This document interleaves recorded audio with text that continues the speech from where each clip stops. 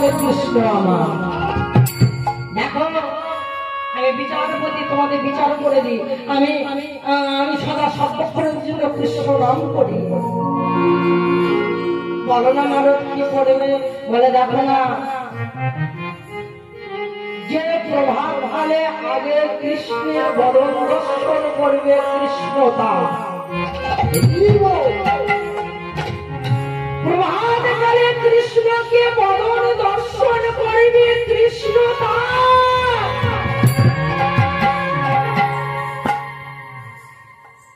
দুর্যোধন অর্জুন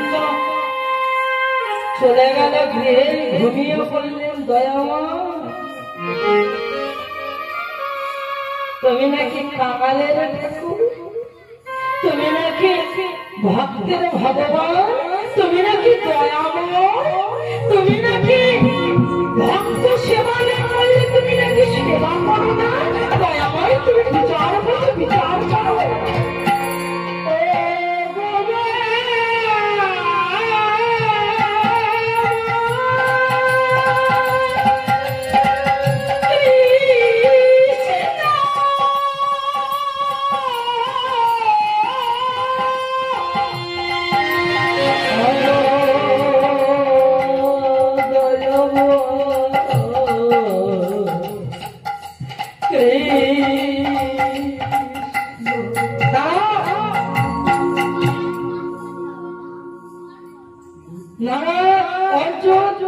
অর্জুনকে ঘুমিয়ে পড়ে দুর্যোধন রাতে আর ঘুমাতে পারছে না, সারা রাত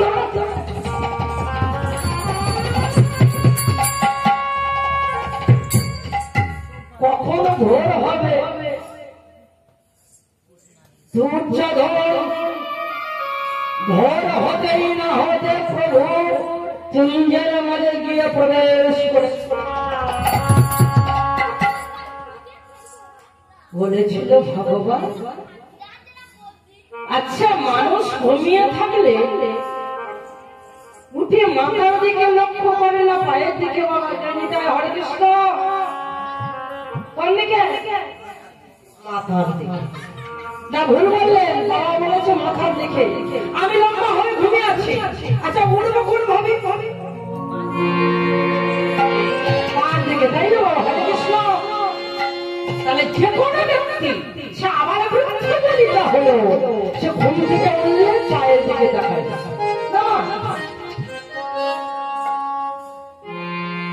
দুর্যোধন গিয়ে দরজাটা খুলে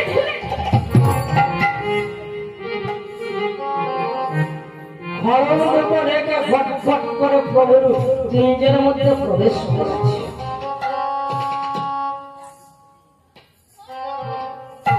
খুঁজছে পায়ের দিকে একটা ছেঁড়া চট মাথার দিকে চারিদিকে দুর্যোধন করছে। কিছু যাদের টাকা আছে, গাড়ি আছে, বাড়ি আছে, অনেক অনেক কিছু আছে, তারা কিন্তু একটু উঁচু জায়গায় বসতে চায়। তবে আপনারা বসে আছেন বলে বলছি না বাবা, দেখবেন যারা দামি দামি বুট কোট পরে আছে তারা উঁচু জায়গায় পড়তে চায়, বসতে চায়। গিয়ে দুর্যোধন বলেছিল, দয়ামা তুমি তো জানো দুর্যোধন আসলে আমার জন্য একটা সিংহাসন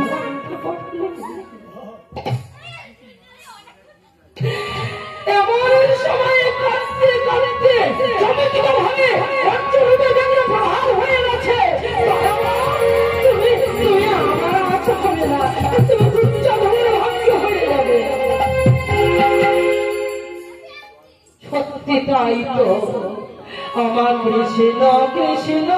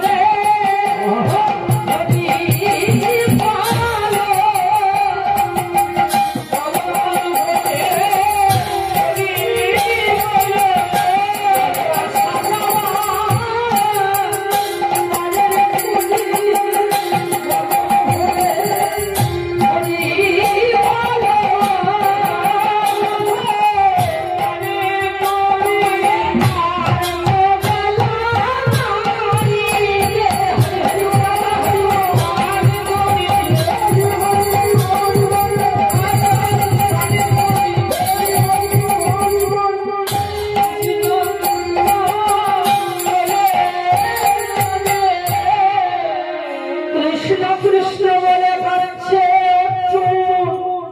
গিয়ে পায়ে দিকে দেখলে একটা প্রশাসন করে আছে প্রভুর দুটো চরণে জড়িয়ে ধরে ঢুকলে ঢুকলে কেঁদে কেঁদে বলেছিল দয়াময়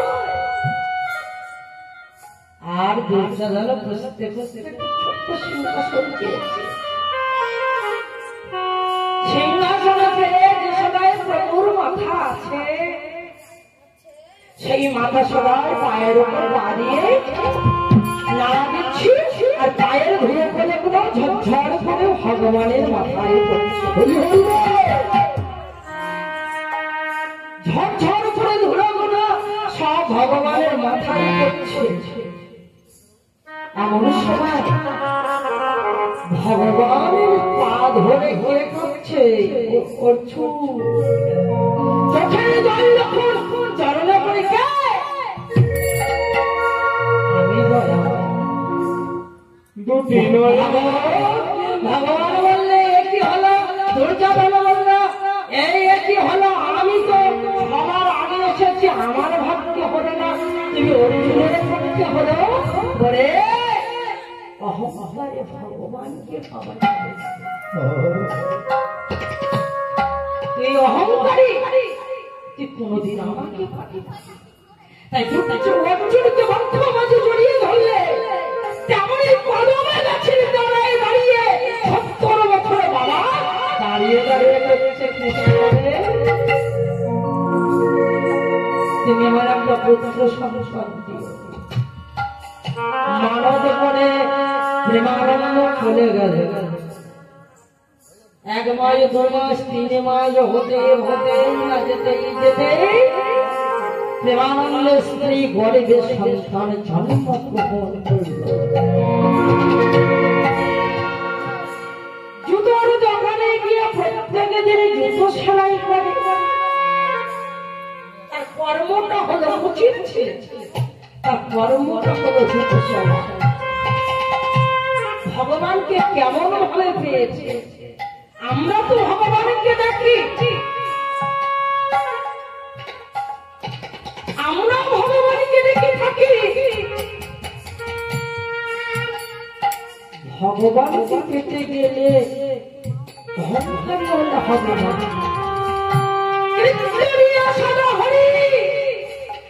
তৃণর সমান হতে হবে ভগবানকে পেতে গেলে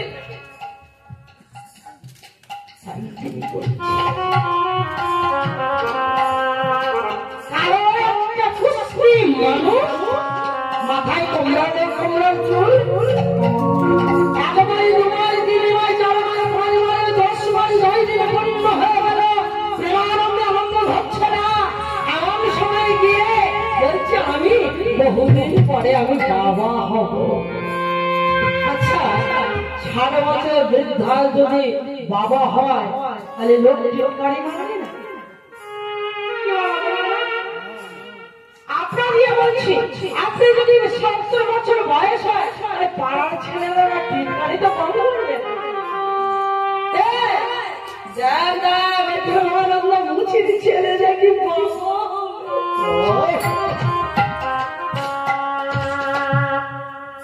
আর 60 বছরের মেয়ে যদি মা এর থেকে লজ্জা নেই 20 বছরের মেয়েরা মা হয় 30 বছরের মেয়েরা মা হয় 40 বছরের মেয়েরা মা হয় কিন্তু 60 বছরের বৃদ্ধা মা হয় এর থেকে লজ্জা আছে সবাই ভিড় পড়ে গেল প্রেমানন্দের বাড়ির ঘরে প্রেমানন্দের স্ত্রী সন্তান জন্ম দিয়ে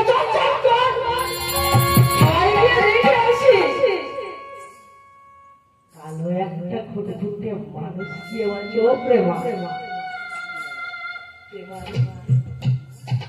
কি চাই তুই জুতো সেলাই করবি না কি চাই তুই জুতো কিনবি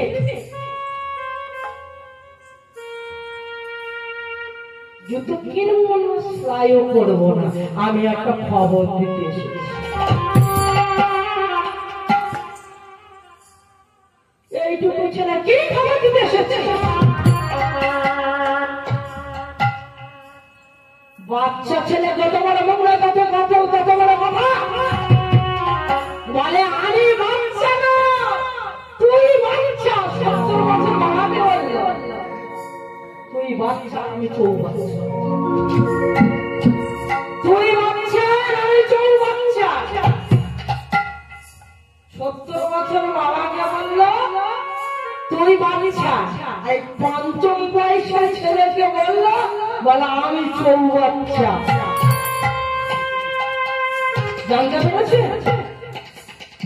হ্যাঁ, বলে আমি রাস্তা দিয়ে আসছিলাম, একটা খবর। কি খবর? তারপর বলছে ও প্রেমানন্দ, আমি বাবা হব গো, তুমি বাবা হবে, আমি বাবা হব গো।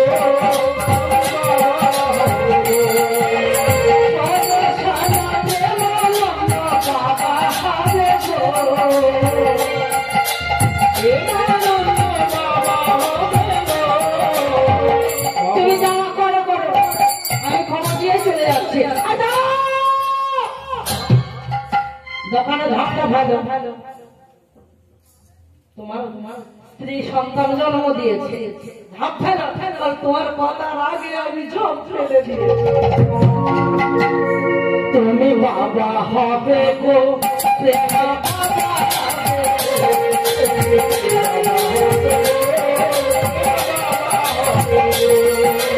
বাবা হবে গো, প্রেমা বাবা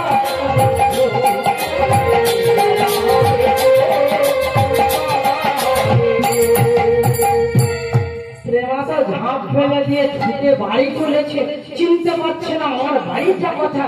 যে বাড়ির বাড়ি কোনোদিন কুকুর শিকার প্রস্তাব করতে আসতো না, সেই বাড়ির বাড়ি 10 গ্রামের মানুষ কারি হয়ে গেছে। প্রেমা চিনতে পারছে না আমি কোথায় না।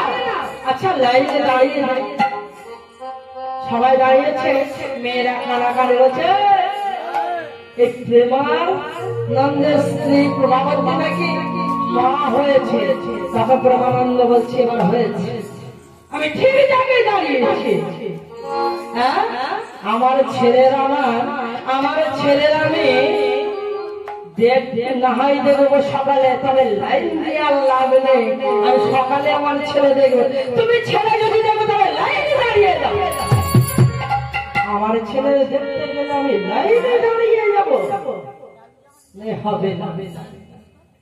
তাই প্রেমানন্দ কাঁদতে কাঁদতে বলছে, ভগবান, এতদিনে যদি আমি তোমাকে বিশ্বাস করতাম,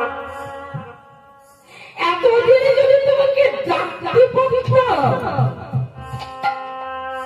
আমি মনে 25 বছরের নয় 30 বছরের বাবা হয়ে যেতাম। একবারে কৃষ্ণ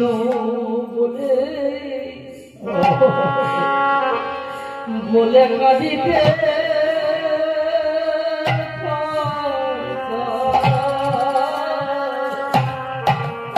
একবার কৃষ্ণ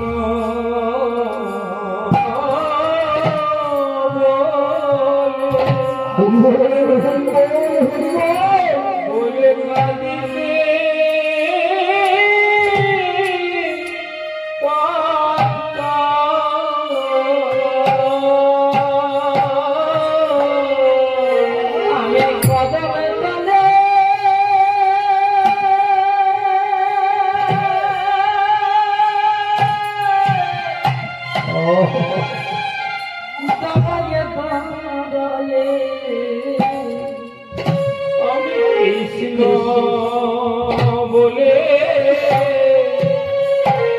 বলে কাঁদিতে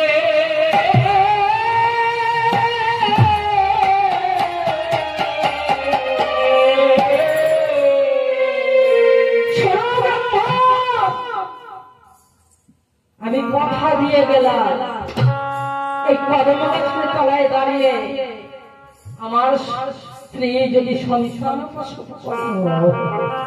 কৃষ্ণ তুমি শুনে দেখো, আমি এই ছেলে 5 বছর বয়স হলে আমি তোমার চরণের দাস করে দেব। দেখো সেদিন তুমি কি করে মুখির ছেলেকে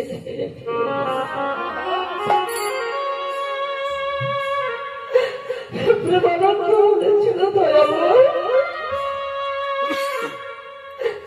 তুমি সেদিন কেমন করি মুখির ছেলে তার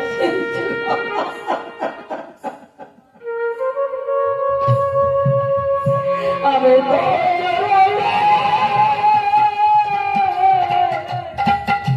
দাসে করিব, আমি কৃষ্ণ বলে নদীতে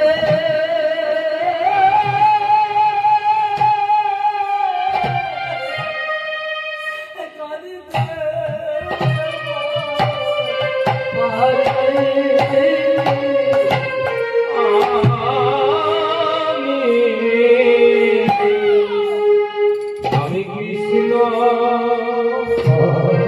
বলে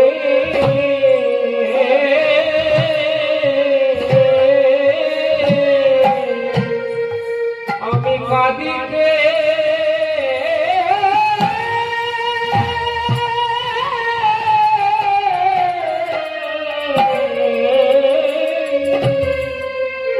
সেদিনে প্রেমানন্দ বলেছিল আমি আজকে সঠিক জায়গায় দাঁড়িয়েছি। আমি যদি বিশ্বাস করতাম তাহলে বিপদটা তার আগেই বাড়িয়ে যেতাম। তাই শচী মায়ের নয়ন তারা কাঁদছে, শচী মাতা বলছে নিমা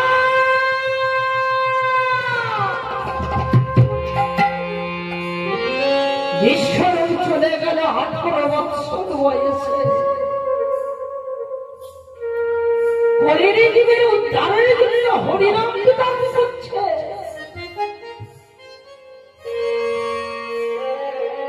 ছুটতে ছুটতে গিয়ে বলেছিল গুরুদেব তুমি আমাকে দীক্ষা দিয়ে দাও। সেদিন ভারতবর্ষে আমি বলেছিল যাও যাও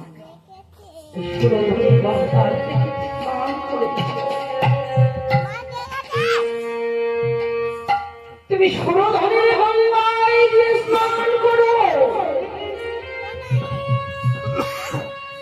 আমি তোমার পরে কৃষ্ণ মন্ত্র দীক্ষিত করো। শচী মা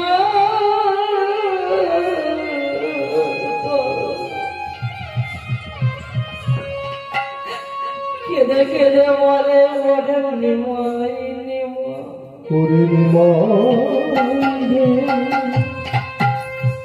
বিশ্বাস করতে হবে ভগবানের উপরে। আমার বিষয়বস্তু দাঁড়িয়েছে নিমাই সন্ন্যাস। ওই না স্বয়ং মন্দিরে গৌরাঙ্গ সুন্দর উঠিল শেষে